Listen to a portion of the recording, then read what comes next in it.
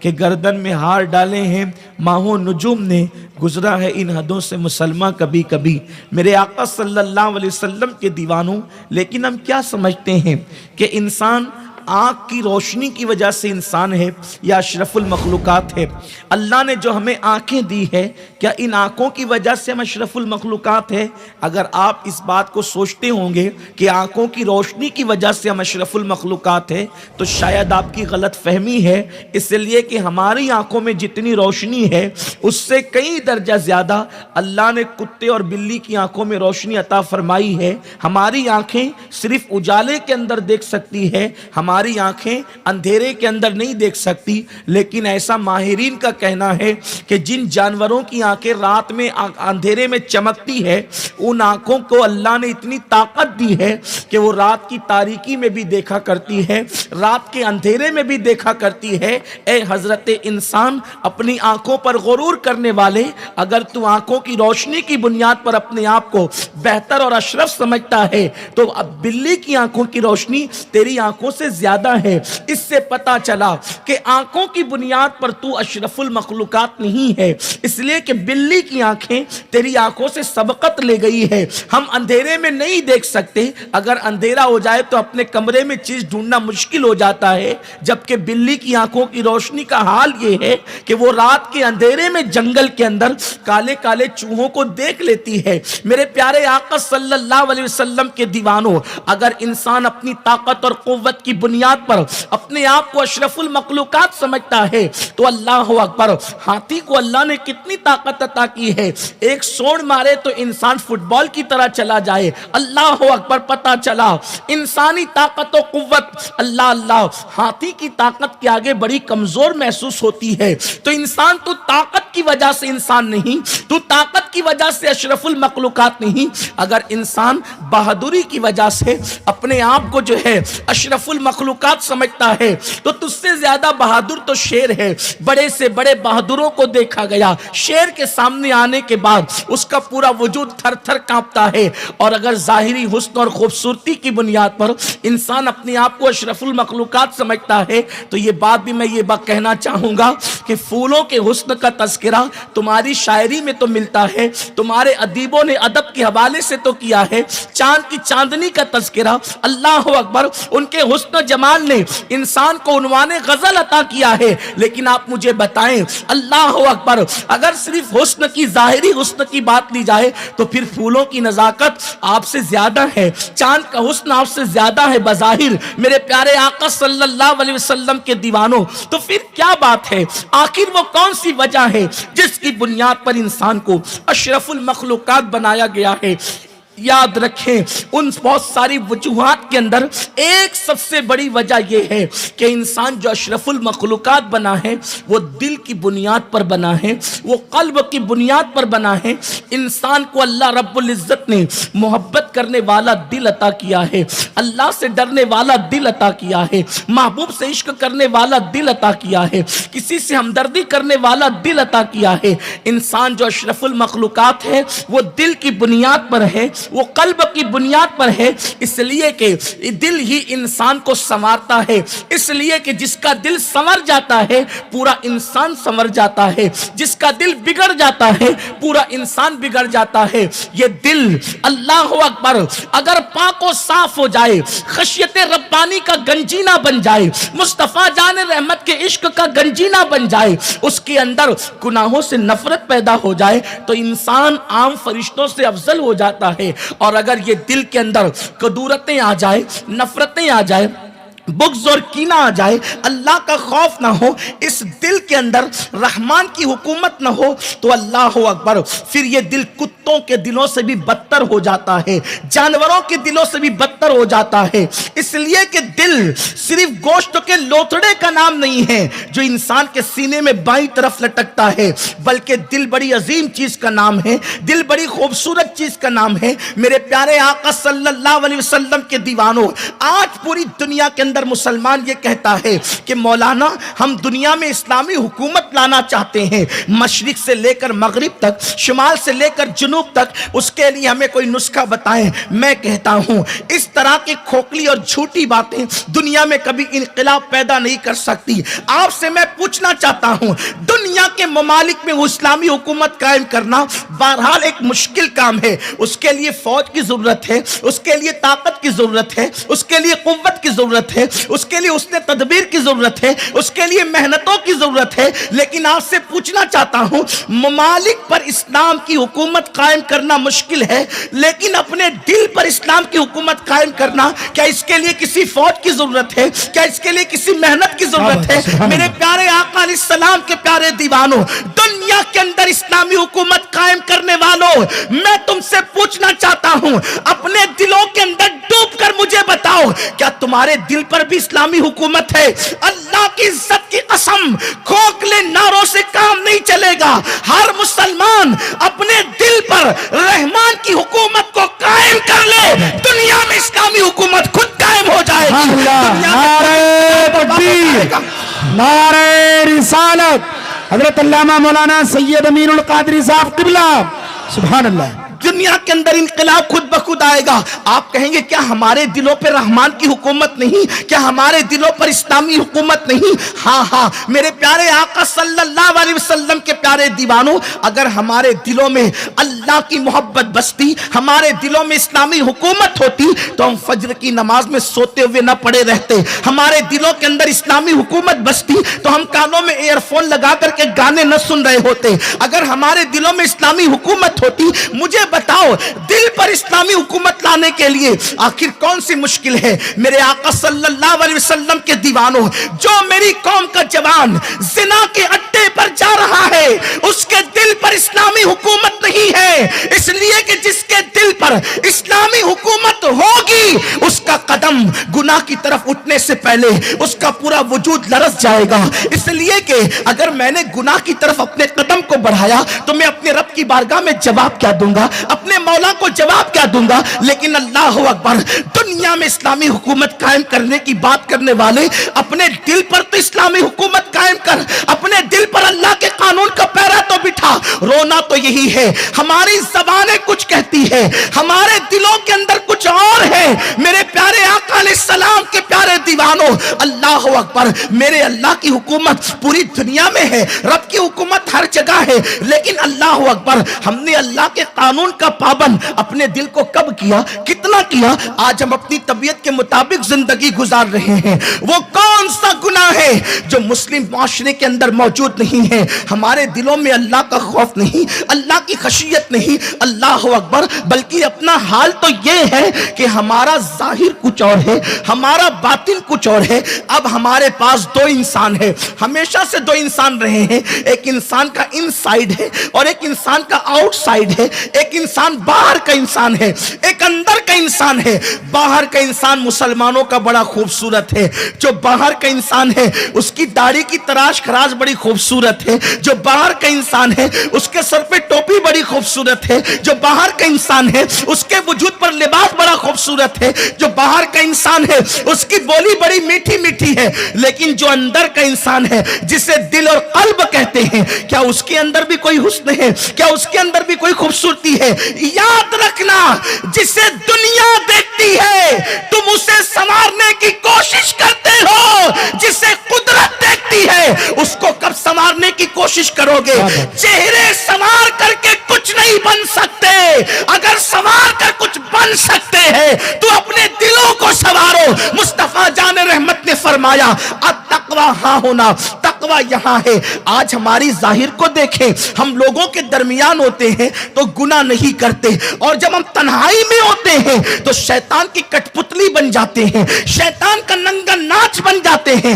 میں آپ سے پوچھنا چاہتا ہوں، اللہ والی باتیں کرنے والا مسلمان جب جب اپنے بستر پہ رات کو جاتا ہے تو اس کی کیفیت کیا ہوتی ہے، اس کی راتوں کا حال کیا ہوتا ہے، اس کی صبح اور شام کی کیفیت کیا ہوتی ہے۔ اللہ اکبر، رشوت مسلمان لیتا نظر آئے، سود مسلمان کھاتا نظر آئے، عورتوں پہ بد نظری مسلمان کرتا نظر آئے، بیویوں پہ ظلم مسلمان کرتا نظر آئے، اولاد کے حقوق سے جو ہے وہ منہ پھیرتا ہوا مسلمان نظر آئے، حجام کی کرسیوں پہ بیٹھ کر کے داڑھی کو نکال کر گٹروں میں پھینکتے ہوئے مسلمان نظر آئے۔ میں پوچھنا چاہتا ہوں میرے پیارے آقا صلی اللہ علیہ وسلم کے دیوانوں، مجھے بتاؤ، اگر کھانا کھاتے وقت تمہارے سفید کپڑوں پر سالن کا داغ لگ جائے تو کیسے بے چین ہوتے ہو؟ کوئی صابن مانگ رہا ہے، کوئی لیمو مانگ رہا ہے، کوئی پانی مانگ رہا ہے، جلدی سے دو جلدی سے دو۔ اگر سالن کا پاک داغ لگ جائے تو تم اتنے بے چین ہوتے ہو، جبکہ اس کو ایک چلو پانی بھی دھو سکتا ہے۔ دل پر گناہ کے دھبے لگنے کے بعد تم کتنے بے چین ہوتے ہو۔ پاک سالن کا کپڑے پہ داغ لگے تو تمہیں کتنا برا لگتا ہے۔ میرے نبی غیب دا نبی صلی اللہ علیہ وآلہ وسلم نے فرمایا، جب تم میں کا کوئی گناہ کرتا ہے تو اس کے دل پر سیاہ داغ لگ جاتا ہے۔ اس داغ کو دھلنے کے لیے ہم کیا کرتے ہیں؟ اس داغ کے لیے ہم کیا کوشش کرتے ہیں؟ یہی نا جس کو بندے دیکھتے ہیں اس کے لیے اتنا اہتمام، جس کو رب دیکھتا ہے۔ ان اللہ لا ينظر الى صورکم و الى اموالکم ولکن ينظر الى قلوبکم۔ اللہ نہ تمہارے چہرے دیکھتا ہے نہ تمہارے مال دیکھتا ہے، وہ تو تمہارا دل دیکھتا ہے۔ میرے آقا صلی اللہ علیہ وسلم دلوں کے تزکیے کے لیے آئے تھے، دلوں کو سنوارنے کے لیے آئے تھے۔ دل کے اندر اللہ کی خشیت جیسی ہونی چاہیے نہیں ہے۔ اللہ نے کامیاب مومن کی پہچان بیان فرمائی، قد افلح من تزکا۔ کامیاب وہ لوگ ہیں جنہوں نے اپنے دلوں کو پاک کیا۔ کب پاک کریں گے گناہوں کی محبت سے اپنے دلوں کو؟ کب صاف کریں گے گناہوں کی محبت سے اپنے دلوں کو؟ اللہ اکبر، آج ہماری تنہائیاں الگ ہیں، آج ہماری جلوتیں الگ ہیں۔ اگر کوئی دیکھ رہا ہو تو ہم اس کے سامنے کھڑے ہو کے پانی نہیں پیتے، اور اگر کوئی نہیں دیکھ رہا ہو تو زنا کے اڈوں پہ زنا بھی کرتے ہیں۔ مجھے آج اپنی قوم کے جوانوں سے صرف اتنا کہنا ہے، اپنے جیسا انسان دیکھے تو کھڑے ہو کے پانی نہیں پیتے، اور اللہ دیکھ رہا ہے تو زنا بھی کرتے ہو، اللہ دیکھ رہا ہے تو شراب بھی پیتے ہو، اللہ دیکھ رہا ہے تو گانے بھی سنتے ہو۔ جو قوم عملی طور پر انسان سے زیادہ قدرت کو اہمیت نہ دے، کیا وہ قوم مشرکوں سے زیادہ بدتر راستے پہ نہیں جا رہی ہے؟ اس لیے کہ شرک کہتے ہیں خدا کی ذات و صفات میں کسی کو شریک کرنے کو، لیکن عملی طور پر تو آپ معاذ اللہ بندوں کا رتبہ خدا کو دینے چلے ہیں۔ العیاذ باللہ۔ یہی نا دوست دیکھ رہا ہے تو کھڑے ہو کے پانی نہیں پیئیں گے، جب زنا کرتا ہے مسلمان تو کیا تصور کرتا ہے؟ میں آپ کو مشرک کہنے نہیں آیا، میں آپ پہ شرک کا فتویٰ دینے نہیں آیا، صرف ایک تصور دینا چاہتا ہوں جو صوفیہ کا ہے کہ اللہ دیکھ رہا ہے تمہیں احساس نہیں۔ آپ مجھے بتاؤ، بندے کے دیکھنے کا احساس ہے تو پاک پانی کھڑے ہو کر کے پینے کی ہمت نہیں کرتے، اور وہ ناپاک شراب اکیلے میں کیوں پیتے ہو؟ کیا اس وقت اللہ تمہیں نہیں دیکھتا؟ رب تبارک و تعالیٰ تمہیں نہیں دیکھتا؟ اللہ تو ہر وقت دیکھ رہا ہے۔ داتا علی حجوری رحمت اللہ تعالیٰ علیہ کشف المحجوب میں ایک واقعہ لکھتے ہیں جس کو اپنے الفاظ کے جامع میں عرض کروں کہ ایک سیٹھ صاحب اپنے مالی جو اس کی باغ کی رکھوالی کرتا تھا، اس کی بیوی کے خوبصورتی پر اس کا دل آ گیا۔ سیٹھ جو ہے مالک، باغ کا مالک، اپنے مالی کے پاس آیا اور آ کر کے کہتا ہے کام کرو، تم کسی کام سے وہ فلاں کام کرنے کے لیے چلے جاؤ۔ جب اس کو بھیج دیا، ظاہر سی بات ہے وہ نوکر تھا، نوکر کو روانہ کیا، نوکر چلا گیا تو اب وہ اس کی بیوی کے پاس آ کر کے کہتا ہے ذرا سارے دروازے بند کر دو تاکہ میں اپنی نفسانی خواہش کی تکمیل کر لوں۔ اللہ اکبر۔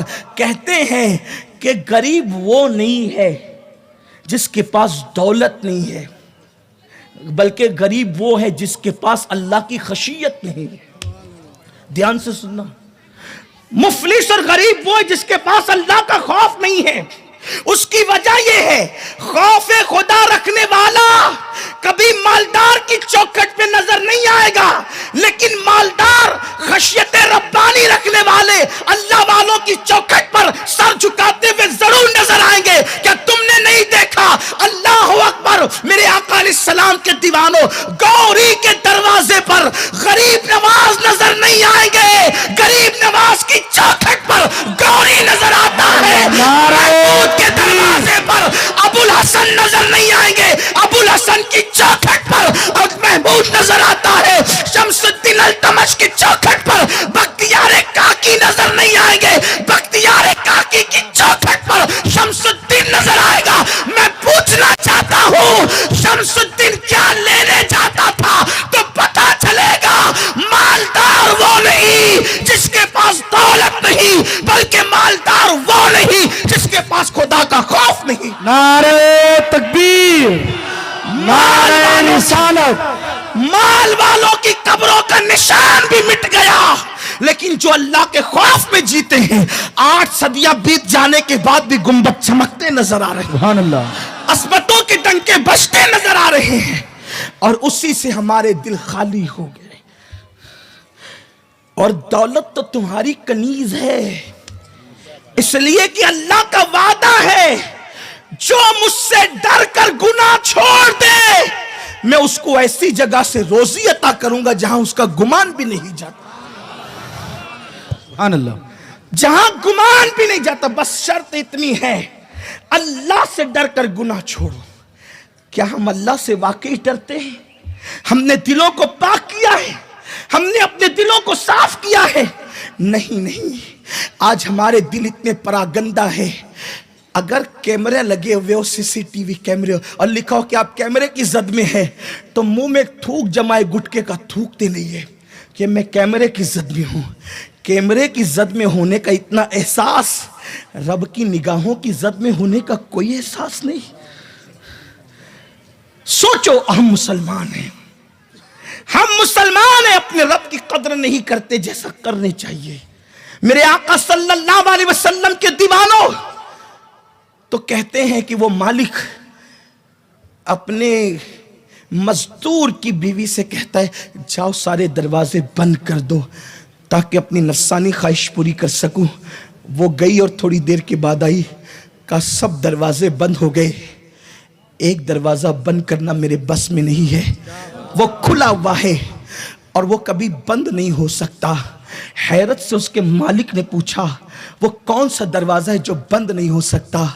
کہا بندوں کے درمیان جو دروازے ہیں وہ تو سب میں نے بند کر دیا, لیکن بندہ اور رب کے درمیان جو دروازہ ہے وہ بند کرنے کی کسی کے اندر طاقت نہیں ہے.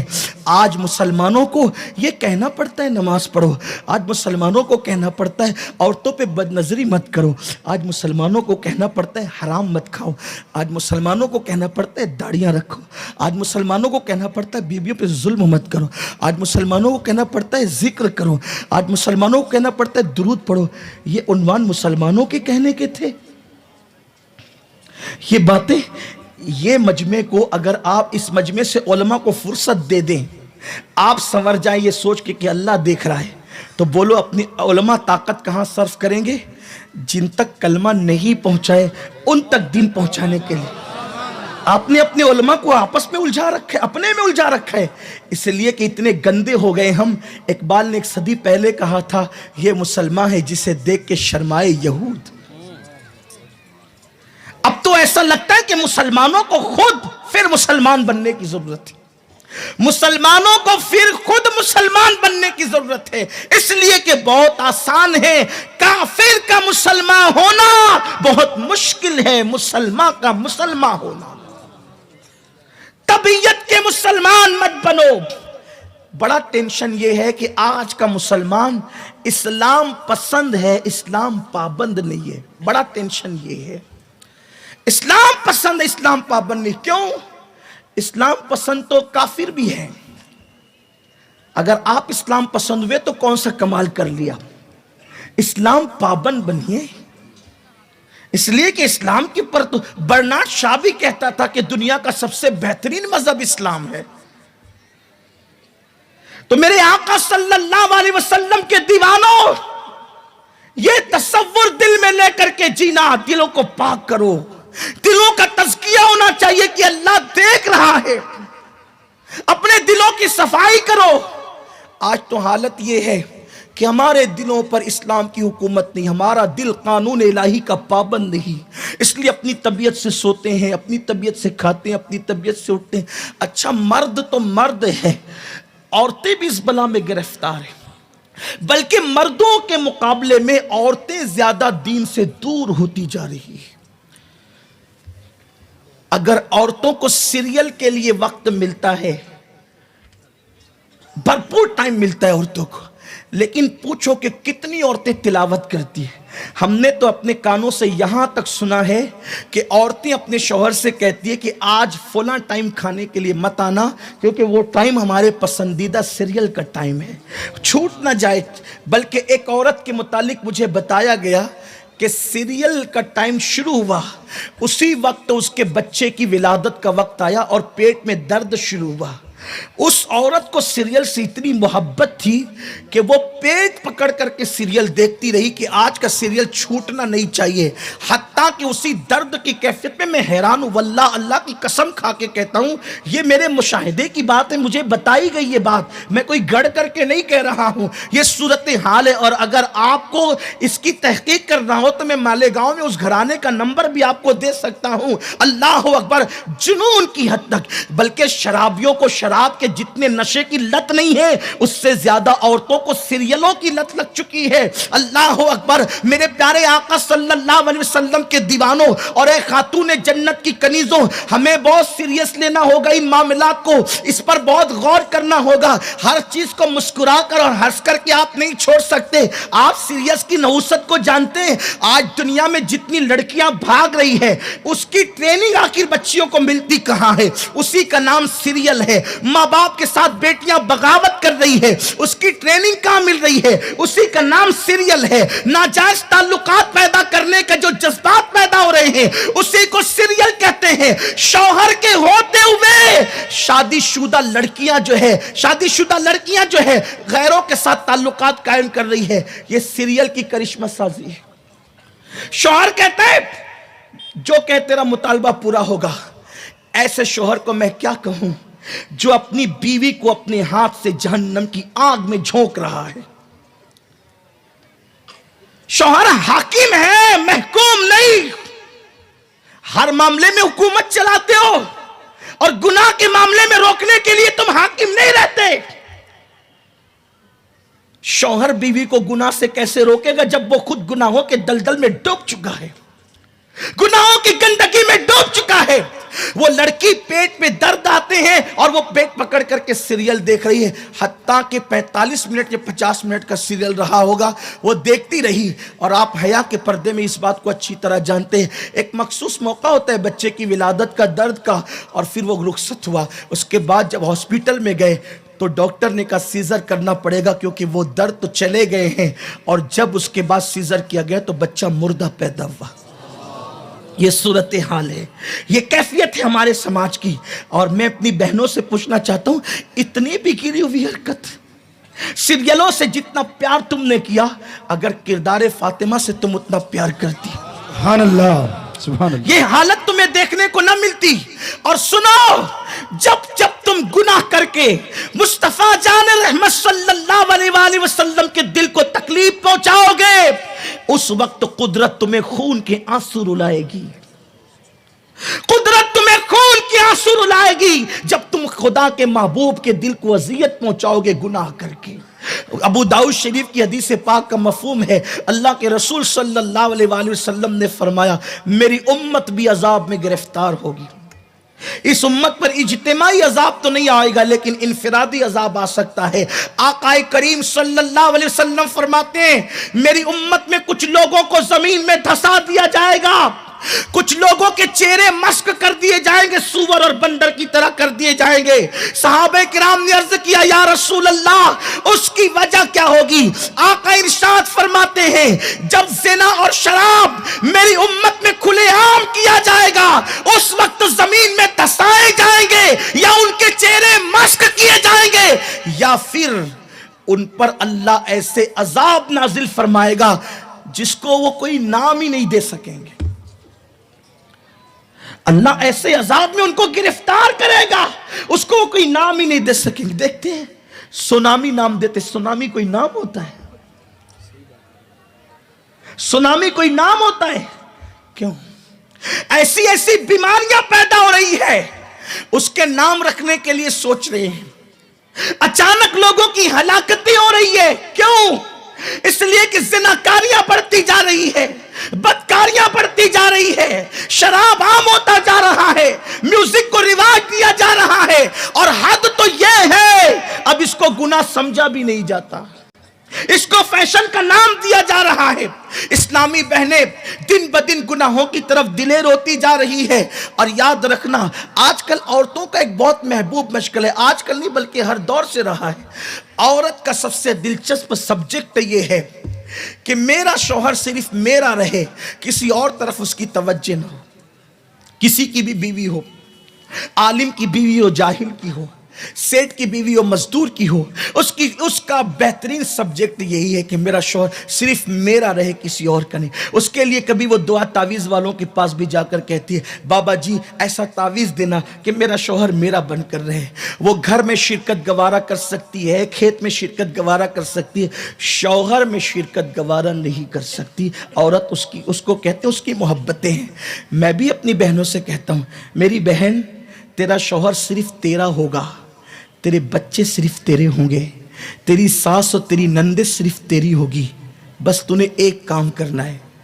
آج تیرے گھر میں جو روزانہ جھگڑے اور نفرتوں کا ماحول ہے اس کی سب سے بڑی وجہ یہ ہے کہ جب تو کھانا پکاتی ہے تو گانے سنتے ہوئے پکاتی ہے، جب تو کھانا پکاتی ہے تو سیریل دیکھتے ہوئے پکاتی ہے، جب تو کھانا پکاتی ہے تو غیبت کرتے پکاتی ہے۔ کھانے سے لذت بھی جاتی ہے، برکت بھی جاتی ہے، اور وہ جو نورانیت ہے لقمے کی وہ ختم ہو جاتی ہے۔ آؤ اگر تم اپنے گھروں میں اسلامی ماحول اور محبتوں کا ماحول، ایسا پیار پیدا کرنا چاہتے ہو جیسے بھورے کے دل میں کلیوں سے پیار ہے، جیسے تتلیوں کے دل میں گلستان سے پیار ہے، جیسے بلبل کے دل میں پھول سے پیار ہے، جیسے چاندنی چاند سے جدا نہیں ہونا چاہتی، جیسے شعائیں سورج سے جدا نہیں ہونا چاہتی، جیسے پھول کی خوشبو پھول سے جدا نہیں ہونا چاہتی، میری بہن تیرا شوہر بھورا بن کر رہے گا کلیوں کے سامنے کی طرح، تیرا شوہر جو ہے بلبل بن کر رہے گا پھولوں کے سامنے کی طرح، تیرا شوہر تتلی بن کر رہے گا گلستان کے سامنے کی طرح۔ تو نے ایک کام کرنا ہے،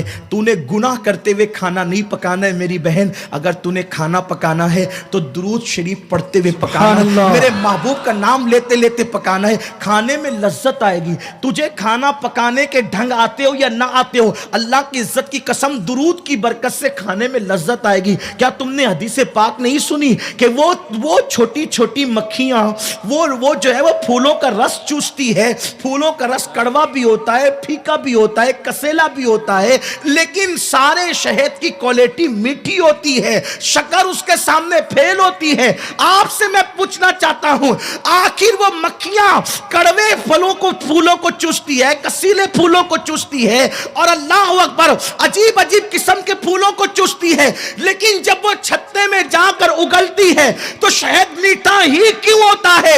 مکھیوں سے پوچھا گیا تو انہوں نے بتایا کہ گلستان سے لے کر چھتے تک کا راستہ ہم مصطفیٰ جان رحمت پہ درود پڑھتے ہوئے طے کرتے ہیں۔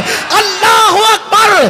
جب مکھی کے درود کی برکت سے کڑوے پھولوں کا رس میٹھا ہو سکتا ہے تو خواتین کے درود کی برکت سے ہانڈی کی غذا بھی لذیذ ہو سکتی ہے۔ نعرہ تکبیر، نعرہ رسالت، عظمت درود والی ہو پاک۔ سکتی ہے، اور جہاں نام محمد آئے وہاں بگاڑ نہیں ہو سکتا، وہاں صلح ہی صلح ہوگی، وہاں جدائی نہیں ہو سکتی، وہاں اتحاد ہی اتحاد ہوگا۔ اللہ اکبر! نام محمد ہے ہی ایسا، اور باتیں کرو تو ہوٹ جدا ہو جاتے ہیں۔ نام محمد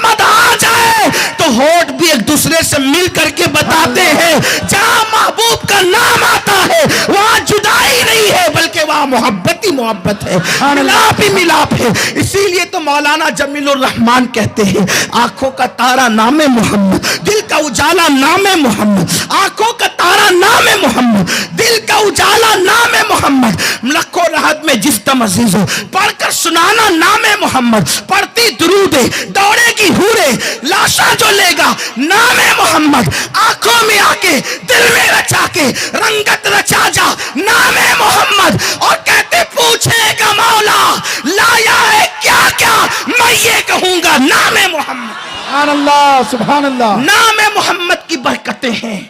जब मेरी बहनें दुरूद पड़ेगी, खाने में लज्जत भी होगी, घर में तुम्हारी इज्जत भी होगी। बेटे बागी नहीं होंगे, बेटे वफादार होंगे। शौहर बागी नहीं होगा, वफादार। लेकिन तुम तो सीरियल देख के खाना पकाती हो मेरी बहन। कल की माओ का हाल ये था, पीर के पास पहुंचने से पहले, पीर के पास पहुंचने से पहले माए बेटे को वली बना देती थी। हमारे सिलसिले के बहुत बड़े बुजुर्ग मीर अब्दुल वाहिद बेलगिरामी रहमतुल्लाह अलैह ने लिखा है कि बाबा फरीदुद्दीन गंज शकर पीर तक पहुंचने से पहले उस मंजिल पर फाइज थे कि और लोगों को वो मकाम न मिला। वो मुरीद होने के लिए शेख शहाबुद्दीन उमर सोहरवर्दी की खानकाह में गए, मुरीद होने गए थे। ज़रा सोचो, आज मुरीद होकर हम नमाजी नहीं बन पाते, और वहाँ हाल क्या है, मुरीद होने से पहले कैसी मंजिलें माने तय कराई थी। गोया के बाबा फरीदुद्दीन गंज शकर का पहला मुर्शिद अगर कोई था तो उनकी अम्मी जान थी। ये माँ कौन है बाबा फरीद की पता है? ये महमूद गजनवी के ख़ानदान की औरत है, बाबा फरीदुद्दीन की अम्मी, साबिर पाक की नानी। और महमूद का ख़ानदान सब बादशाह हुआ है ना, बहुत तवील सिलसिला, शाही सिलसिला। ये बेवा हो गई थी जवानी में, बाबा फरीद जो है वो यतीम हो गए थे बचपन में। बादशाह भाइयों ने कहा था, बहन तू इतनी गरीब है कि चरखा काट करके अपने बेटे की परवरिश करती है। ध्यान से सुनना, आप भी और मेरी बहनें भी, चरखा काट कर परवरिश करती है। अपने भाइयों से दौलत ले जा और ऐश की ज़िंदगी गुजार, तुझे चरखा काटना नहीं पड़ेगा। तो बाबा फरीद की अम्मी ने कहा था, बादशाहों के यहाँ हलाल और हराम में तमीज़ नहीं होती, बादशाहों के यहाँ हलाल और हराम में तमीज़ नहीं होती। मशकूक लुकमा खिलाऊंगी तो पता नहीं मेरा बेटा किस डगर पे जाएगा। मैं चरखा चला करके बेटे की परवरिश करना चाहती हूँ, लेकिन पीवर पीवर हलाल खिलाना चाहती हूँ, ताकि मेरा बेटा गुनाह की डगर पे न जाए बल्कि नेकियों के रास्ते पर जाए। जब माँ की फिक्र ये होती है तब बच्चा फरीदुद्दीन जैसा होता है। माँ की फिक्र क्या है? आज तो औरतें कहती है अपने शौहर से, चोरी कर, डाका डाल, कुछ भी कर, हमारा मुतालबा पूरा कर। मुझे हर शादी पे नए कपड़े चाहिए, मुझे जेवर, मेरी सहेली को उसका शौहर कितना दिलाता है, मुझे भी चाहिए। आज की औरतें ये कहती है, कल की औरतें कहती थी खाली हाथ आना, हराम मत लाना। हमें भूखे रहना गवारा है, हराम लुकमे की वजह से जहन्नम की आग पेट में भरना गवारा नहीं। बेटा नमाजी होकर भी अय्याश क्यों है? परवरिश आपने किस चीज से की है? दाढ़ी रखकर भी चोर और डाकू क्यों है? इसलिए कि आपने परवरिश, जो आपने खिलाया है वही असर दिखाएगा। आपसे पूछता हूं, अरे प्याज खा लो, प्याज तो 2 घंटे के बाद प्याज अपना असर मुंह पे दिखाती है, उस मुंह से बदबू आने लगती है। अगर हलाल प्याज खा ली जाए तो 2 घंटे बाद उसका असर जाहिर होता है। अगर हराम लुकमे से बच्चों की परवरिश की जाए तो सारी जिंदगी उसके असरात जाहिर नहीं होंगे। आप क्या समझते हैं सिर्फ तकरीरें जिंदगी बदल सकती है? नहीं, तकरीरें जो काम नहीं कर सकती वो काम माँ बाप का किरदार कर सकता है, माँ बाप का परवरिश का अंदाज कर सकता है। लेकिन यहाँ तो कोई ठिकाना ही नहीं है। बाप को दिन भर कमाने के बाद टीवी और मोबाइल से फुर्सत नहीं, माँ को अपनी मसरूफियत वाली जिंदगी है, औलाद के लिए टाइम किसके पास? बल्कि अब तो ये हो गया कि माँ बाप भी मोबाइल में मसरूफ और औलाद भी मोबाइल में मसरूफ। ये बहुत बड़ा अलमिया है, सब बिजी हो गए, सब बिजी हो गए। औलाद को टाइम नहीं दे रहे हैं माँ बाप। एजुकेशन की फील्ड में वो क्या कर रहे हैं, क्या नहीं कर रहे हैं, माँ बाप को कोई फिक्र नहीं है। और याद रखना, जिस कौम के पास एजुकेशन नहीं होगा, 10 साल के बाद उस कौम को टॉयलेट साफ करनी पड़ेगी, इसलिए कि हर हुक्म से पहले हमारे यहां तो इकरा का हुक्म आया है, पढ़िए। हमसे ज्यादा पढ़ने का हकदार कौन है? जिस कौम को सबसे पहले पढ़ने का हुक्म दिया गया, आज वो कौम पढ़ाई से दूर है। लोग कहते हैं मौलाना नौकरी थोड़ी मिलती है हम जो पढ़ाएं। मेरे भाई, हम नौकरी के लिए नहीं पढ़ाते, हम अल्लाह के हुक्म पर अमल करने के लिए पढ़ाते हैं। हम नौकर बनने के लिए नहीं पढ़ाते, हम बासलाहियत बनने के लिए पढ़ाते हैं। एक पढ़ा लिखा शख्स और एक अनपढ़, दोनों की सोच में फर्क होगा, उसके उठने बैठने में फर्क होगा, उसकी बोली चाली में फर्क होगा। एजुकेशन पे इतने कमजोर होते जा रहे हैं। आप कहते हैं पढ़ाने के लिए मौलाना पैसे नहीं है, पैसे नहीं हमारे पास। मुसलमानों के पास सब है, चिटिंग बाजियां मत करो। जहां खर्च करना है वहां नहीं करते, और जहां नहीं करना है वहां करते। आपसे पूछना चाहता हूं, क्या हमारा मजहब इसकी इजाजत देता है कि 1-1 लाख रुपए की चादरें हम कब्रों पे डालें? ना हमारा मजहब इजाजत देता है, ना हमारा मसलक इजाजत देता है। जिस मसलक के आला हजरत पर हमारी जान और दिल फिदा है, उस इमाम ने तो यहां तक कैद लगाई, एक ही चादर होनी चाहिए कब्र पर, दूसरी की इजाजत नहीं एक की मौजूदगी में। क्यों?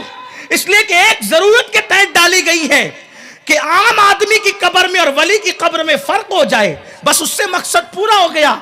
लेकिन मेरी कौम के लोग सिर्फ नामो नमूद के लिए, सिर्फ रियाकारियों के लिए, झूठी शोहरतों के लिए 1-1 लाख की चादरें कब्रों पे डालते हैं। आपसे पूछना चाहता हूं, लाख की बजाय 100 रुपए की चादर कब्र पे डाल दे और वो पैसे बचाकर उसी बुजुर्गों के इसाले सवाब के लिए अगर हम एजुकेशन की फील्ड में खर्च करें, इससे बड़ा इसाले सवाब क्या होगा कि हमने अपनी कौम को एजुकेशन अता कर दी। सुभान अल्लाह, सुभान अल्लाह। लेकिन ये फिक्र कहां है? हमें तो नाम चाहिए कि फला तो 1 लाख की चादर ले गए अपने पीर साहब की बारगाह के अंदर, और हमारा हाल यह कि अब हम भी बोलने की हिम्मत नहीं करते, हम भी बोलने की हिम्मत नहीं करते। क्यों? इसलिए कि मैं बोलूंगा तो आइंदा मेरे जलसे का क्या होगा। ला इलाहा इल्लल्लाह। अगर हमने कौम को रज़्ज़ाक समझ लिया है तो हमें तकरीर करने का हक क्या है? हमें गुफ्तगू करने का हक क्या है? जो कौम उर्स के नाम पर एक लेडीज कव्वालन को मेकअप करके बेपर्दा बुलाती है और 35-35 हजार रुपये उस पे उड़ा देती है, मैं तुमसे पूछना चाहता हूं, कुदरत क्या तुमसे क़यामत के दिन नहीं पूछेगी? जिस कौम की बेटियां सिग्नलों पे भीख मांग रही थी, वो कौम 30-30 हजार रुपए एक कव्वालन नचनिया पे उड़ा रहा था, और वो भी उर्स के नाम पे उड़ा रहा था। जिस मजहब में औरत से कुरान सुनने की इजाजत नहीं, वो मजहब औरत से गजल सुनने की इजाजत कैसे दे सकता? अल्लाहु अकबर। उर्स का मकसद क्या था? तुमने उर्स का मकसद क्या बनाया? बोलने वालों को गालियां देते हो। हाँ, मुझे जी भर के गालियां दे दो, मैं तुम्हारी परवाह थोड़ी करता हूं। मैंने तो तुम्हारी खुशी की नहीं, अपने रब की खुशी की कहनी, क्योंकि हमारा मसलक ये है, करूं मदहा अहले दुआ रजा, पड़े इस बला में मेरी बला, मैं गदा हूं अपने करीम का, मेरा दीन पारे ना नहीं। नारे तकबीर, नारे रिसालत। पूरे मुल्क में चीख रहे हो, पूरे मुल्क में चीख रहे हो, मुसलमानों की बेटियां गैरों के साथ भाग रही है। इसके जिम्मेदार तुम हो और सिर्फ तुम हो, क्योंकि तुम तो उस घर में रिश्ता लेकर जाते नहीं जिस घर में तुमको जहेज की भीख नहीं मिलती। क्या बात है? उस घर में तुम रिश्ता जाकर जाते नहीं जिस घर में तुम्हारे बेटे के लिए जूते उतारने के लिए इंतजाम नहीं। ये भिखारी बनाने के लिए बेटे को पैदा किया था, जहेज का भीख मांगने के लिए बेटे को पैदा किया था। ये सोच क्यों नहीं रखते? अगर जहेज देने वाला देगा, अपनी ताकत के मुताबिक देगा। एक गरीब की बेटी को बगैर जहेज के घर में लाके उस गरीब की फिक्र को दूर कर दूंगा, तो गरीब के दिल से वो दुआ निकलेगी कि जहेज तो खत्म हो सकता है, दुआ की बरकतें कभी खत्म नहीं हो सकती। क्या बात है? सुभान। सिर्फ दर्द भरी बातें करने से काम चलेगा क्या? ये जवान जो हजारों की तादाद में यहां मौजूद है, ये यहां फैसला नहीं कर सकते, ये तय नहीं कर सकते हम वो शादी करेंगे जिसमें कोई जहेज नहीं होगा? ہم وہ شادی کریں گے جس میں مالدار کا بنگلہ نہیں. اگر میں مالدار ہوں تو کسی غریب کے جھوپڑے سے بیوی لاؤں گا تاکہ اس کے ماں باپ کی فکر دور کر سکوں, کیونکہ میرے آقا ارشاد فرماتے ہیں جس نے میرے امتی کی فکر دور کر دی اللہ اس کی قیامت کی فکروں کو دور کر دے گا. وہ جو غریب بستر پہ کروٹیں بدل رہے, آج یوٹیوب پہ سب بھوک رہے ہو, بیٹیاں بھاگ رہی ہے. مسلمان ہندوستان میں کم سے کم 12 کروڑ بیٹیاں رہتی ہے. 12 کروڑ میں سے 12 بھی نہیں بھاگی یار, 1% بھی نہیں ہے. اتنا شور مچا رہے ہو.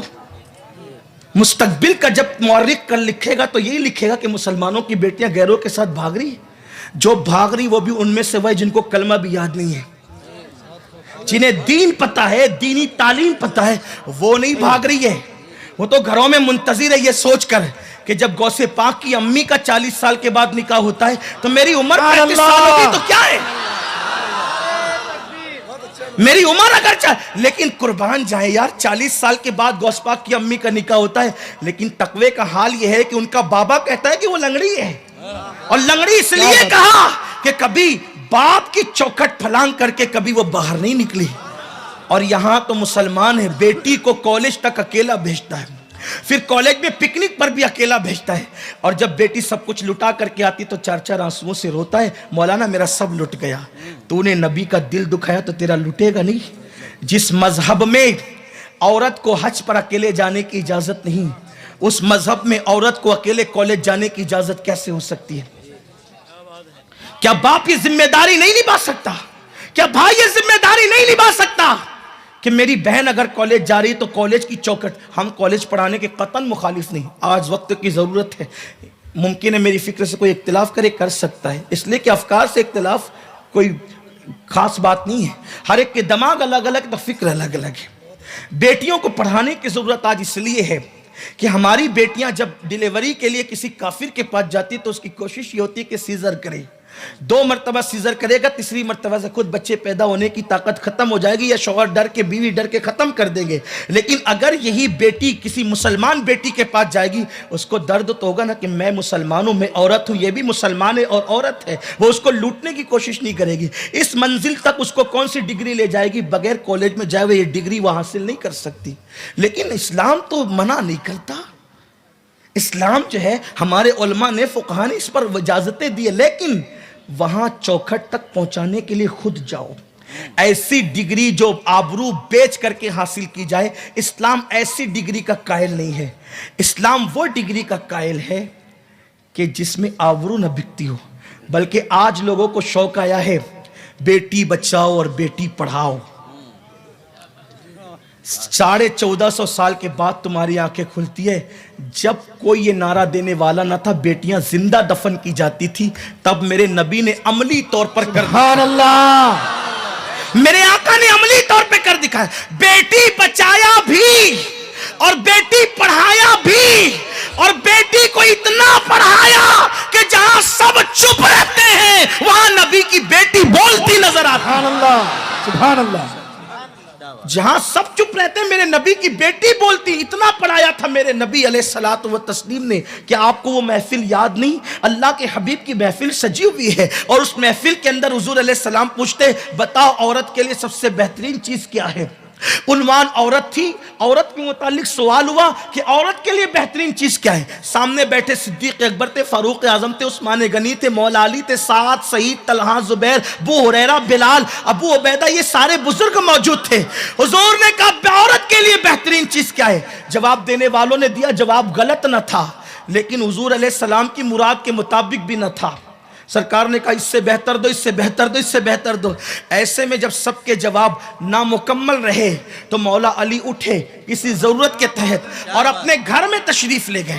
اور گھر میں جانے کے بعد سیدہ نے پوچھا آثار چہرے پر کچھ افسردگی کے ہے, کیا بات ہے؟ کہا حضور نے ایک ایسا سوال کر لیا ہے کہ حضور کی مراد کے مطابق کوئی جواب نہیں دیتا. کہا سوال کیا ہے؟ تو کہا سوال یہ ہے کہ حضور نے پوچھا عورت کے لیے سب سے بہترین چیز کیا ہے؟ سیدہ نے بغیر کسی توقف کے کہا عورت کے لیے سب سے بہترین چیز یہ ہے کہ وہ کسی اجنبی مرد کو نہ دیکھے. औरत के लिए बेहतरीन चीज ये, वो किसी अजनबी मर्द को न देखे और कोई अजनबी मर्द उस औरत को न देखे। ये औरत के लिए बेहतरीन चीज है। मौलाए कायनात तशरीफ लाए, अर्ज किया या रसूल अल्लाह, आपने जो सवाल किया था क्या है? हुजूर ने फरमाया, फिर अली ये मुर्तजा कहते हैं आका इस सवाल का जवाब ये है कि औरत के लिए सबसे बेहतरीन चीज ये है कि वो किसी अजनबी मर्द को न देखे और कोई अजनबी मर्द उसको न देखे। हुजूर ने मुस्कुरा के कहा जवाब तो बिल्कुल सही है, लेकिन अली ये बता ये जवाब तुम दे रहे हो या किसी और ने दिया है? मौलाए कायनात ने कहा ये जवाब फातिमा ने दिया है। हुजूर ने मुस्कुरा के कहा फातिमा तो बुदा तो मिन्नी, कि फातिमा तो मेरे जिगर का टुकड़ा है। नारे तकबीर, हुजूर ने अपनी बेटी को, नारे रिसालत, सरकार ने अपनी बेटी को उस वक्त पढ़ाया जब, और इतना पढ़ाया जब किसी मजहब में बेटी पढ़ने जाती थी तो उसकी खाल उधेड़ ली जाती थी, उसको जिंदा जला दिया जाता था। तब मेरे नबी ने बेटी को इतना पढ़ाया था कि सब चुप थे, नबी की बेटी बोल रही थी। 1450 साल के बाद तुम्हारी नजरें जाती। अब बताएं जब बेटी को इतना पढ़ाया मेरे आका ने, तो मर्दों को किस कदर पढ़ाने के कायल है इस्लाम। लेकिन हम तालीम की तरफ नहीं जाते, छोटी छोटी उम्र में बच्चों को काम से लगा देते हैं, उनका मुस्तकबिल तबाह कर देते हैं। ऐ माँ बाप, मैदान महशर में अल्लाह तुमसे पूछेगा, तुम्हारी औलाद सिर्फ तुम्हारी औलाद नहीं, ये अल्लाह की अमानत है तुम्हारे पास। अल्लाह की अमानत। ये तो खूटे के गाय की तरह है जिनको बच्चे कहते हैं। जैसे खूटे की गाय को कहां से निकाल के कहां बांध दो, बच्चों को जहां ले जाओ वो वहां जाए। इसीलिए बच्चों की पैदाइश की थी कि उन्हें चोर बनाओगे, उन्हें जाहिल बनाओगे, उन्हें गवाह बनाओगे, उन्हें किसान बनाओगे? नहीं, हम अपने बच्चों को आगे बढ़ाएं। मौलाए कायनात कहते तुम्हारे माँ बाप ने तुमको जितनी तालीम दी उससे ज़्यादा तालीम तुम अपनी औलाद को दो, क्योंकि तुम्हारी औलाद का जो ज़माना है वो तुमसे ज़्यादा तरक्की याफ्ता है। ये मौलाए कायनात का फरमान है। यदि तुम्हारे बाप ने तुम्हें एसएससी पढ़ाया था तो तुम्हें अपने बच्चे को डिग्री दिलाना चाहिए। और थोड़ी सी मेहनत कर लो यार, क्यों कामचोर पना करते हो? जितने घंटे तुम मोबाइल में व्हाट्सएप और फेसबुक और यूट्यूब पर देते हो ना, उतना टाइम कारोबार पर दो। खुदा की इज्जत की कसम, कुछ पैसे ज्यादा कमाओगे तो औलाद एजुकेशन की तरफ आगे बढ़ेगी, तरक्की करेगी। थोड़ी सी मेहनत करो, कोशिश करो। आज तो बहुत सारे मर्दों का हाल ये कि खुद घरों में बैठे होते हैं और कौड़ियाँ खेल रहे होते हैं, बुरी सोहबतों में होते हैं, टीवियाँ देख रहे होते हैं और औरतों को बर्तन झाड़ू के लिए किसी के घर भेजते हैं। यही मर्द है, इनकी मर्दानगी का ये हाल है। मर्द बोझ उठाने के लिए पैदा हुआ है, मर्द बोझ बनने के लिए नहीं। बल्कि ऐसा मर्द जो नफली इबादत करके बोझ बन जाए, इस्लाम ने ऐसी नफली इबादतों को पसंद नहीं किया है। सैयदना फारूक आजम के दौर में एक शख्स रात दिन मस्जिद में पड़ा रहता था। फारूक आजम ने उससे पूछा, तू मस्जिद में पड़ा रहता, तेरा घर कैसे चलता है? तेरा घर कैसे चलता है? उसने कहा कि मेरा भाई है जो फ़राइज़ और वाजिबात की पाबंदी के साथ कारोबार करता है और वो मेरे अखराजात उठाता है। मौला हज़रत फ़ारूक आज़म ने कहा था, तुझसे बेहतर तेरा भाई है, तुझसे बेहतर तेरा भाई है। बड़ी माजरत के साथ तबलीगी जमात ने मेरी कौम को मफलूज कर दिया है। चलो अल्लाह के काम के लिए, अल्लाह तुम्हारे काम में लग जाएगा। नादान कौमों को तुम इंस्टॉलमेंट की मौत मार रहे हो, किस्तों में मार रहे हो। काफिरों ने तलवारों से मारकर उतना नुकसान नहीं पहुंचाया जितना तुमने कौम के ज़मीर को मारकर नुकसान पहुंचाया है। हम तबलीगी जमात के मुखालिफ इसलिए नहीं कि उन्होंने हमारा कुछ बिगाड़ा है, पूरी कौम को सुला दिया है। ये अल्लाह कर देगा, वो अल्लाह कर देगा, वो अल्लाह कर देगा। इस तरह की जाहिलाना बातें करते हो। अगर सब अल्लाह कर देगा और बेशक सब अल्लाह ही के हुक्म से होता है, तो फिर अल्लाह के रसूल बद्र में क्यों पहुंचे, ओहद में क्यों पहुंचे? तुम्हारी जनाना दुआओं से बहुत कीमती दुआ मुस्तफा जाने रहमत की दुआ है। क्या बात है? इसलिए कि हर एक की दुआ को, हर एक की दुआ बाबे इजाबत इलाही को ढूंढती है, रहमत खुदा को ढूंढती है। मुस्तफा जाने रहमत की दुआ वो है जिससे रहमत खुदा अल्लाह अकबर झुक कर मिलती है। मेरे इमाम कहते हैं, इनायत का जोड़ा, इजाबत का सेहरा दुल्हन बन के निकली दुआए मोहम्मद। इजाबत ने झुक कर, इस झुकने پر توجہ کرے. اجابت نے جھک کر گلے سے لگایا بڑی ناز سے جب دعائیں محمد. سبحان اللہ. نعرہ تکبیر. حضور علیہ السلام خندق کھود کر بتا رہے ہیں دعا سے صرف پتھر نہیں ٹوٹیں گے, اس کے لیے پھاوڑا اٹھانا پڑے گا. اللہ نے اسباب پیدا کیے ہیں.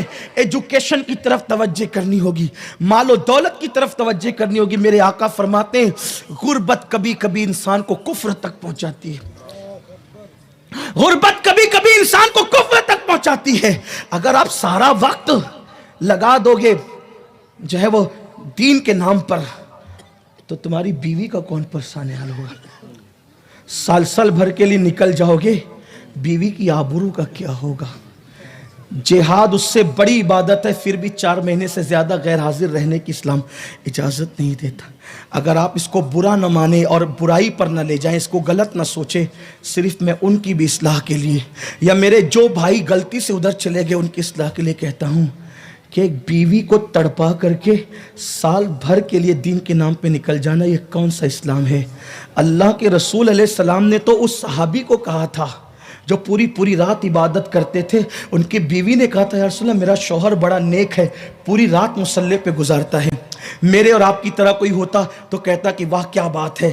لیکن شکر کے پردے میں بیوی کا شکوہ اس صحابی کے حوالے سے میرے نبی نے سن لیا تھا. فرمایا بلا اس کو. جب وہ آئے تو سرکار نے کہا کیا تم مجھ سے زیادہ اللہ سے ڈرتے ہو جو پوری رات بستر چھوڑ کے مصلی پہ گزارتا تھا. حضور نے ان سے کہا کیا تم مجھ سے زیادہ اللہ سے ڈرتا ہے. وہ چپ ہوئے. سرکار فرماتے ہیں میں سوتا بھی ہوں, عبادت بھی کرتا ہوں, میں کھاتا بھی ہوں, روزہ بھی رکھتا ہوں. سنو تمہاری بیوی کا بھی تم پر حق ہے. اور ایک مقام پہ فرمایا رات بھر نوافل پڑھنے سے بہتر ہے کہ کچھ دیر کے لیے بیوی سے محبت کی باتیں کر لی جائے. سبحان اللہ. سبحان اللہ. اسلام یہ ہے. اسلام جتنی انجوائے کی باتیں کرتا ہے اتنا انجوائے کوئی مذہب نہیں. مذہب میں انجوائے نہیں ہے سوائے اسلام کے. مذہب میں انجوائے نہیں ہے سوائے اسلام کے. اسلام کے سوا کسی مذہب میں انجوائے نہیں ہے. میرے آقا کا کوئی سفر آپ نہیں بتا سکتے جس میں حضور کی بیویاں ساتھ نہ ہو. باضابطہ قرآن ڈالا جاتا تھا, باضابطہ قرآن ڈالا جاتا تھا. جنگوں میں حضور ساتھ میں لے جاتے تھے. کون سی جنگوں میں؟ سامنے 60,000 ہیں اور مسلمان 10,000 ہیں. ایسی جنگ میں حضور بیوی کو چھوڑے بغیر نہیں جا رہے. کیوں؟ بتا رہے قانون ہے, اس طریقے سے چھوڑ کر مت نکلو ورنہ بدی کے دروازے کھلیں گے. میرے نبی کی بیویوں سے پاکیزہ کس کی بیوی ہو سکتی ہے؟ حضور نے قانون دیا ہمیں, اللہ کے رسول نے قانون دیا ہمیں. اسلام کو مت مروڑو, اسلام کو مت توڑو, اسلام کے قانون کی مخالفت مت کرو. اگر وقت ہوتا تو اس پہ اور بات ہوتی, لیکن میں اپنے عنوان کی طرف جلدی سے آتا ہوں اس لیے کہ وقت بہت تیزی سے گزر رہا ہے. ابھی ہم نے مفتی اعظم برار کی بھی گفتگو اور نصیحتیں سننی ہے اور اس کے بعد پھر بیٹھنا ہے, کیونکہ آخری سیشن سب سے زیادہ قیمتی ہوگا آج, بہت قیمتی ہوگا. کیونکہ اس وقت ابھی ہم ایک دوسرے سے ہم کلام ہے, اس وقت ہم اپنے رب کی بارگاہ میں کچھ عرضیاں پیش کریں گے. وہ لمحے کتنے حسین ہوتے ہیں جب بندہ خدا کی بارگاہ میں عرض و معروض کرتا ہے, اسی کو دعا کہتے ہیں. انشاءاللہ آج تصور مدینہ میں ہم اللہ رب العزت کی بارگاہ میں عرضیاں پیش کریں گے, دل کی کے حالات پیش کریں گے. تو میں یہ عرض کر رہا تھا میرے آقا علیہ السلام کے دیوانوں, مائیں اس دور میں کتنی عظیم ہوتی تھی, کتنی متقی ہوتی تھی کہ پیر کے 5 پہنچنے سے پہلے ماں بیٹے کو ولی بنا دیتی تھی. حضرت بابا فرید الدین گنج شکر شیخ شہاب الدین عمر سہروردی رضی اللہ تعالی عنہ کی بارگاہ میں مرید ہونے کے لیے گئے. اور یہ شہاب الدین عمر سہروردی کون ہے؟ شیخ شہاب الدین عمر سہروردی وہ ہے جس کو میرے مرشد سلطان الاولیاء سید الاولیاء سیدنا شیخ عبد القادر جیلانی نے فرمایا کہ عراق میں شہاب الدین عمر سہروردی کے بعد پھر اس جیسا ولی پیدا نہیں ہو سکتا. اس جیسا فضیلت والا ولی شہاب الدین عمر سہروردی کے بعد عراق کی زمین نہیں دیکھ سکے گی. یہ شان ہے حضرت شیخ شہاب الدین عمر سہروردی کی. ان کی بارگاہ میں مرید ہونے کے لیے پہنچے حضرت بابا فرید الدین گنج شکر. جب خانقاہ میں گئے تو آپ نے فرمایا کہ کھانے کا انتظام کرو. ماں نے کس منزل پہ پہنچایا تھا یہ بتانا چاہ رہا ہوں. کھانے کا دسترخوان لگا, ایک کنیز آئی ہاتھ دھلانے کے لیے تو بابا فرید الدین اس کا چہرہ دیکھ کر ہاتھ دھلتے رہے اور اتنی دیر تک کے دھلتے رہے کہ سارا پانی ختم ہو گیا اور وہ جو تشت تھا وہ بھر گیا. کچھ ظاہر بین لوگ تھے اس لیے کہ مرید ہونے کے لیے ایک بندہ اجنبی بندہ درود شریف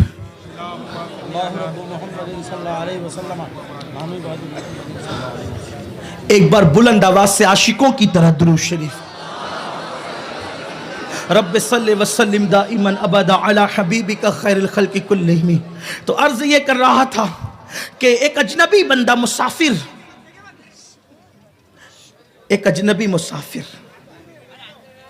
آپ ہی نکل جائیں, بڑے ہمت والے ہو, غوث پاک کے مرید ہوں گے. چلیے درود شریف پڑھنے اب ایک بار اور. رب صلی وسلم دائما ابدا علی حبیبک خیر الخلق کلہم. ایک بار اور بلند آواز سے پڑھنے, توجہ میری طرف کر لیں آپ.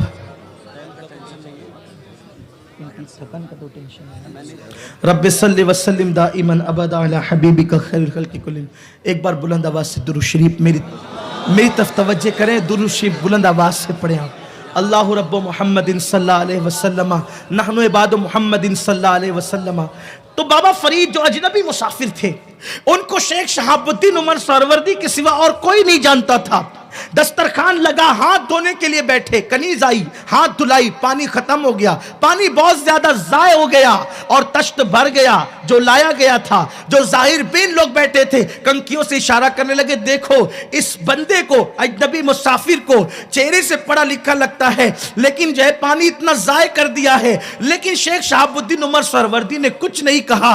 البتہ جب کھانا کھا چکے تو کھانا کھانے کے بعد انہوں لوگوں نے پوچھا کہ اے اجنبی مسافر مسعود, یہ بتا کہ تو نے اتنا پانی کیوں ضائع کر دیا جبکہ چہرے سے تو پڑھا لکھا لگتا ہے. بابا فرید نے فرمایا کہ یہ شیخ شہاب الدین عمر سہروردی کی خانقاہ میں جو کنیز خدمت کرتی ہے, جب میں نے اس کے چہرے پہ نگاہ کی تو اس کی تقدیر جو لوح محفوظ پہ لکھی تھی وہ میرے سامنے آ گئی اور لکھا تھا کہ یہ جہنمی ہے. تو میں ہاتھ نہیں دھل رہا تھا, اس کی تقدیر دھل رہا تھا. مرید ہونے سے پہلے بابا فرید کو اس منزل پر ان کی امی نے پہنچایا تھا, ان کی ماں نے پہنچایا تھا. جب شیخ شہاب الدین عمر سہروردی نے سنا کہ تقدیر دھل رہا تھا, فرمایا مرید ہونے سے پہلے یہ حال ہے تو مرید ہونے کے بعد کیا حال ہوگا. فرمایا تیرا حصہ میرے پاس نہیں ہے, ایسے کے لیے کوئی قطب الدین بختیار جیسا پیر چاہیے. اللہ, نعرے تکبیر, وہاں جا تیرا پیر وہاں ہے. آپ اندازہ فرمائے, ماں اس منزل پر فائز تھی, ماں اس مقام پر فائز تھی, لیکن وہ ماں جس کو خود وضو کا طریقہ نہیں, وہ ماں جو خود گھر سے باہر نکلتی ہے تو دوپٹے کو مفلر بنا کر, جس کے قدموں کے نیچے جنت ہے, ان عورتوں سے میرے آقا نے فرمایا جہنم میں سب سے زیادہ میں نے عورتوں کو دیکھا ہے. جس کے قدموں کے نیچے جنت رکھی گئی, ان عورتوں کو کہا گیا وہ سب سے زیادہ جہنم میں جائیں گی. کیوں؟ کیونکہ ان کے کرتوت ایسے ہیں. آدھی آستین کے کپڑے ان کا محبوب مشغلہ, جسم کی نمائش ان کا محبوب مشغلہ. میری بہن, مردوں کو کہا گیا کہ پورے کپڑے پہنو, کیونکہ میرے آقا فرماتے ہیں کہ میری امت میں سب سے زیادہ اگر اموات ہوگی تو بری نظر کی وجہ سے ہوگی. بدن کو ڈھکے رہو تاکہ تمہارے بدن پر کسی کی بری نظر نہ پڑے. تم نے جسم کو ننگا کر دیا اور یہاں کر دیا. جس مذہب کی شان یہ ہے کہ ایک عورت کونی کے اوپر کا حصہ بلا عذر شرعی اپنی ماں کو نہیں دکھا سکتی, بالغ عورت وہ کونی کے اوپر کا حصہ مہندی کے نام پر, بیوٹی پارلر کے نام پر کسی کافر مرد کے سامنے کیسے اوپن کر سکتی ہے. چہرے بنانے کا اور خوبصورتی کا اتنا شوق. ایک بات ہمیشہ یاد رکھنا, رب کا دیا ہوا رنگ کبھی ختم نہیں ہو سکتا اور انسان کا بنایا ہوا رنگ کبھی قائم نہیں رہ سکتا. اب رہی بات حسن کی, حسن چاہتے ہو, چہرے کی چمک چاہتے ہو تو اسلام کہتا ہے وضو کرو کثرت سے, चेहरे दुनिया में भी चमकेंगे और आखिरत में भी चमकेंगे। आका फरमाते हैं मैं अपनी उम्मतियों को इस तरह पहचानूंगा जैसे काले घोड़ों में कोई सफेद घोड़े खड़े कर दे तो सफेद घोड़ों का मालिक कैसे अपने घोड़ों को पहचानेगा, ऐसे मैं अपनी उम्मत को पहचानूंगा। सहाबा ने अर्ज़ की या रसूलल्लाह कैसे? आका फरमाते जिन वुजू की आज़ा पर वो वुजू का पानी बहाता था वो आज़ाए वुजू क़यामत में ऐसे चमकेंगे जैसे 14वीं रात का चांद चमकता है। मैं उम्मतियों की चमक देख करके पहचान लूंगा ये मेरा है। जिसने सारी जिंदगी वुजू ही ना किया तो उसका क्या चमकेगा? जिसको जुमा के दिन भी वुजू करने का वक्त नहीं मिलता था क्योंकि वुजू करने का ढंग ही नहीं पता, 2 रकअत पढ़ने आते वो भी वुजू सही नहीं करते। ये हंसने की बात नहीं है, ये रोने का मकाम है, रोने का अफसोस का मकाम है कि हमने अपनी कौम को वुजू भी नहीं सिखाया। फिर कहते हैं कि मारे जा रहे, काटे जा रहे, तबाह किए जा रहे। तबाह नहीं होंगे? आए थे किस लिए, क्या कर रहे हो?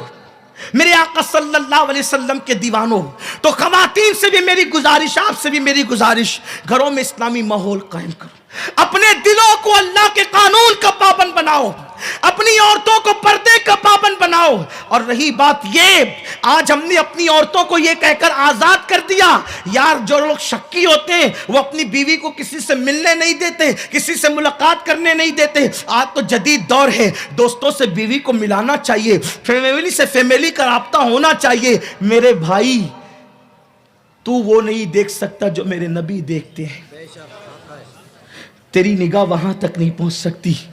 जब मेरे आका से पूछा गया या रसूल अल्लाह ये देवर क्या है? देवर, सरकार ने फरमाया देवर तो मौत है, मौत। देवर किसे कहते हैं? शौहर के सगे भाई को देवर कहते हैं। जब शौहर के सगे भाई से पर्दा करना फर्ज है तो शौहर के दोस्त से पर्दा करना फर्ज नहीं है? सगे चचा के बेटे से, चचाजाद भाई से पर्दा करना फर्ज है, फूफीजाद भाई से पर्दा करना फर्ज है, बहन भाई से पर्दा करना फर्ज है। ये तुम्हारी तहजीब है कि कहते हो कि साली बहन भाई मजाक नहीं करेंगे तो रिश्ता कैसे होगा। ये कोई नापाकी इस्लाम में नहीं है, ये निजासत का इस्लाम में कोई तसव्वुर नहीं है। शौहर जो के भाई से पर्दा होगा, चचाजाद भाई से पर्दा होगा, मामूजाद भाई से पर्दा होगा और बहन भाई से भी पर्दा होगा। लेकिन ये सारे पर्दे का निजाम तुमने खत्म किया। आज देख लो क्या दिन देख रहे हो, जिना आम हो रहा है। बेपर्दगी को अगर कंट्रोल कर लिया जाए तो जिना पे भी कंट्रोल हो सकता है, जिना पे भी कंट्रोल हो सकता है। तो मेरे प्यारे आका अलैहिस्सलाम के प्यारे दीवानों, मैं ये कहने चला था, ये अर्ज कर रहा था कि अल्लाह के कानून का पाबंद बनाओ अपने दिल को और दिलों को पाक करो।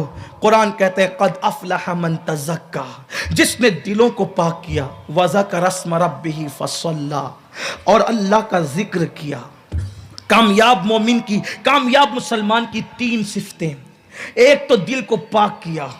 अब दिल पाक करने से मुराद ये भी है कि कीने से पाक किया, अदावत से पाक किया, गुरूर से पाक किया, नखवत से पाक किया, अनानियत से पाक किया, दुश्मनी से पाक किया। आज तो सगे भाई के लिए भी दिल साफ नहीं है, सगे भाई के लिए भी दिल पाक करो, साफ करो।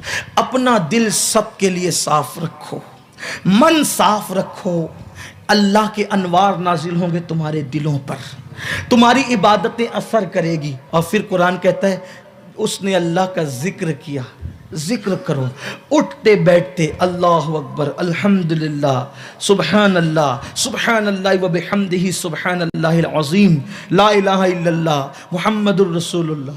और एक बात कहूँ, हुजूर का जिक्र भी अल्लाह ही का जिक्र है। क्यों? इसलिए कि ताजमहल जिसने बनाया है, जब ताजमहल की तारीफ होती है तो बनाने वाले की तारीफ खुद ब खुद हो जाती है, बिला तमसील। जब हम कहते हैं कि हुजूर के जिस्म का कोई साया न था, जब हम कहते हैं हुजूर के इशारे से चांद टुकड़े हो गया था, जब हम कहते हैं कि सूरज पलट आया था इशारे से, जब हम कहते हैं दरख्त तो आ गए थे चलते हुए हुजूर के इशारे से, जब हम कहते हैं कि जानवरों ने सजदा किया था, जब हम कहते हैं कि पत्थरों ने सलाम पढ़ा था, जब हम कहते हैं कि अल्लाह अकबर कदमों के निशान पत्थरों पर पड़ गए थे, तो कुछ लोगों को ऐसा लगने लगता है कि यार शिर्क तो नहीं हो रहा है, इतना बड़ा रहे नबी को शिर्क तो नहीं हो रहा है। हैरत है, तौहीद सारी जिंदगी पढ़ाते रहे और तौहीद तक पहुंच न सके।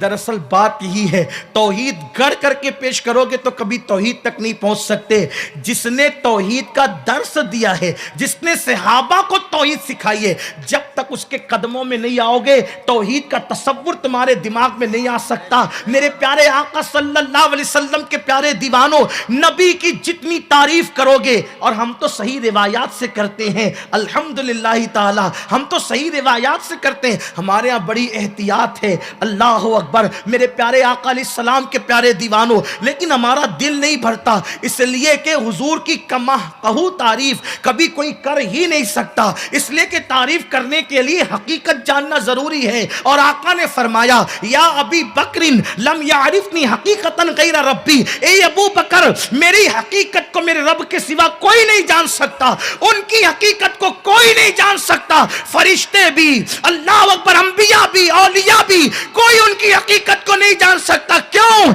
इसलिए कि शाह अब्दुल रहीम मुहद्दिस देलवी ने एक मर्तबा रसूल पाक को ख्वाब में देखा। शाह वलीउल्लाह ने इसको दुर्र समीन में लिखा है कि मेरे अब्बा ने रसूल पाक को ख्वाब में देखा, पूछा या रसूल अल्लाह आप ज्यादा खूबसूरत हैं या हजरत यूसुफ ज्यादा खूबसूरत थे? तो आका ने जवाब दिया, मेरे हुस्न का एक हिस्सा मेरे भाई यूसुफ को दिया गया। तो शाह अब्दुल रहीम बहुत बड़े मुहद्दिस थे, कहने लगे या रसूल अल्लाह मेरे माँ बाप आप पे कुर्बान, आप कहते हैं कि यूसुफ को एक हिस्सा हुस्न मिला, वो भी आपका एक हिस्सा, और आपको हुस्न कामिल मिला। तो यूसुफ को देखकर कोई बेहोश होता था, कोई मर जाता था, आपको देखकर कोई बेहोश नहीं होता, कोई मरता नहीं, वजह क्या है? आका ने फरमाया अब्दुल रहीम यूसुफ को एक हिस्सा देकर खुदा ने बेपर्दा भेज दिया था, और मुझे उसने तमाम देकर अपनी गैरत के पर्दे डालकर मेरे हुस्न पर गैरत के पर्दे डाल करके भेजे। अल्लाह अकबर, कोई एक कपड़े के पर्दे में आ जाए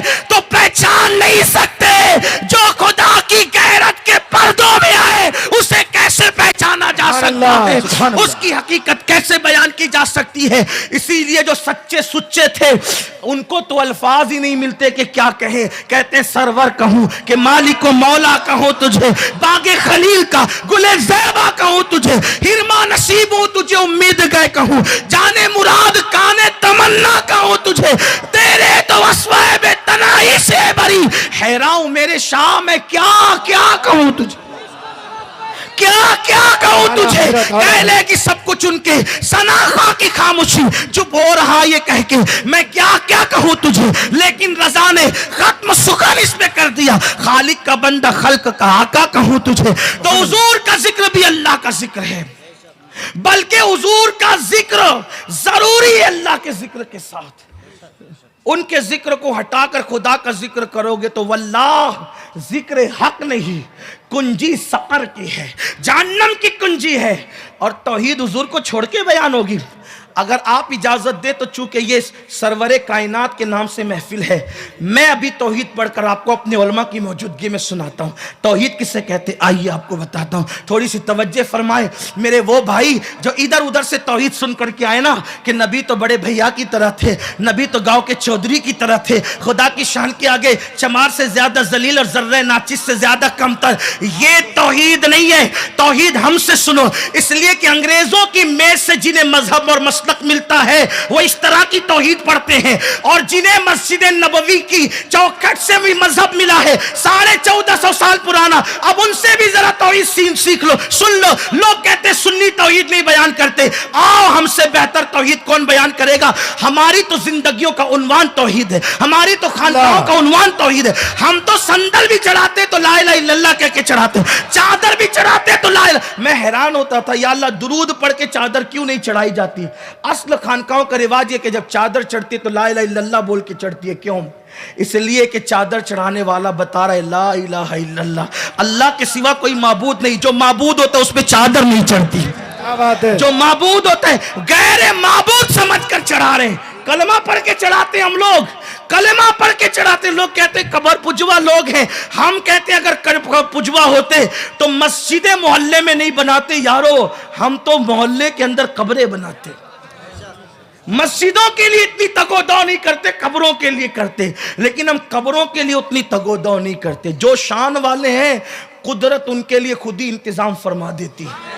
ہاں تو میں توحید پڑھنے چلا تھا. کوئی برا نہیں مانے، میری طبیعت میں گالی گلوچ نہیں ہے، میری طبیعت میں کرٹیسائز کرنا نہیں ہے، لیکن اپنا مسلک پیش کرنے کا حق تو رکھتا ہوں نا.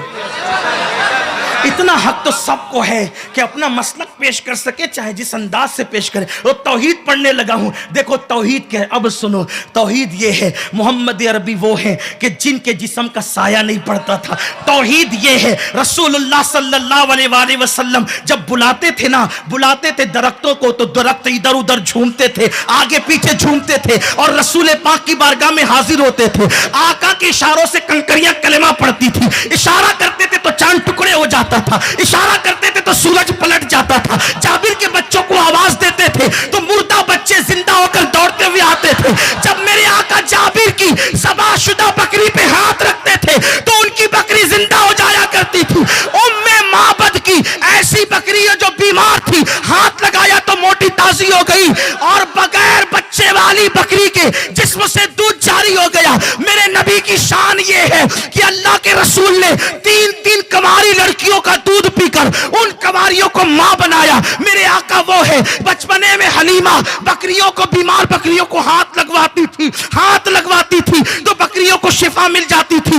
حلیمہ کہتی ہے جب سے میں نے محمد عربی کو گھر میں لایا اس دن سے لے کر کبھی میں نے چراغ نہیں جلایا. میرے پڑوس کی عورتیں کہتی تھی حلیمہ رات کے وقت چراغ بجھا دیا کر، جو تیل بچے گا کل کو کام آئے گا، ضائع نہ کیا کر. حلیمہ کہتی ہے جب سے محمد کو لائی ہوں چراغ جلاتی ہی نہیں ہوں. کہا رات کو روشنی کس کی ہے؟ کہا اسی رخ انور کی روشنی ہے جسے سراج منیر کہا جاتا ہے. اللہ اکبر. میرے آقا وہ ہے جن کی انگلیوں سے پانی کے چشمے جاری ہوئے. میرے آقا وہ ہے جن کو دیکھ کر تاریخ دل جگمگانے لگے. میرے آقا وہ ہے جو آگے بھی دیکھتے تھے ویسے پیچھے بھی دیکھتے تھے. اسی لیے فرمایا نہ تمہارا رکوع چھپتا ہے نہ تمہارا خشوع چھپتا ہے. میرے آقا وہ ہے جو ایمان کی حالت میں دیکھے اسے صحابیت کا درجہ مل جائے. میرے آقا وہ ہے ان کو دیکھنے والا مومن جنتی ہوتا ہے. میرے آقا وہ ہے پتھر پہ قدم رکھتے ہیں تو پتھر موم ہو جاتا ہے،